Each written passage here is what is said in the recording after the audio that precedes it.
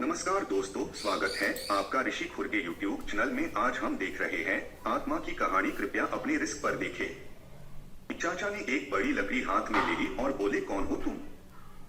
तुम्हें क्या लगता है कि मैं तुमसे डर गया हूँ? लेकिन सच तो यही था कि चाचा अंदर से पूरी तरह से डर के मरे कांपने लगे थे। चाचा का यह गुस्से वाला रूप देखकर वो सी खड़ी हो गई और जोर से बोली, क्या तुम मुझसे नहीं डरते? चाचा ने हिम्मत की और बोले, यहाँ से चली जाओ वरना यह लाठी से मार मार के तेरा सिर फोड़ दूंगा। इतना ही बोलता महेंद्र चाचा ने लाठी उठाई और उसी वक्त उस औरत ने आवाज उठाई, अब तू मुझे मेरे ही घर से बाहर निकालेगा? यहाँ पर तो मेरा बचपन गुजरा है।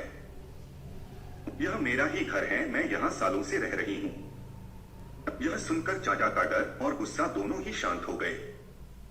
उन्हें लग रहा था कि मेरे सामने जो औरत खड़ी है उसे मैं जानता हूँ, उसकी आवाज भी जानी पहचानी लग रही थी। अब चाचा सोचने लगे कि आखिर यह औरत है कौन? अगर मैं इस औरत को जानता हूँ तो आखिर यह इतनी भयानक और विकराल रूप में क्यों है? अचानक, अरे यह तो ज्योति है, मेरी बड़ी बहन। बचपन में मैं और ज्योति साथ में ही खेत में चार काटने का काम करते थे। अब महेंद्र चाचा को पूरी बात समझ में आ गई। यह ज्योति के बचपन की बात है। जब ज्योति 14 साल की थी तब इसी खेत में गांव के कुछ बच्चों के साथ खेल रही थी। दूसरे बच्चों की तरह ज्योति भी पेड़ पर चढ़कर एक डाल से दूसरे में डाल पर छलांग लगा रही थी। अचानक ज्योति जिस डाल पर बैठी थी वह डाल टूट गई और ज्योति मुंह के बल नीचे गिर गई। यह देखकर सारे बच्चे डर के मारे चिल्लाने लगे।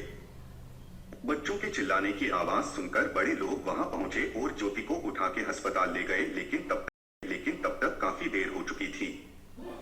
ज्योति की मौत हो गई थी। महेंद्र चाचा को ये सारी बातें याद आ गई और वह सीधा ज्योति के पास जाके रोने लगे। जब यह बात गांव वालों को पता चली तो सारे गांव वाले चौंक उठे थे।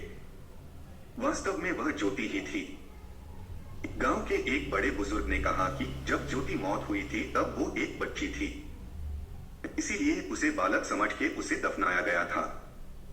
लेकिन वास्तव में उसका अंतिम संस्कार करने की जरूरत थी।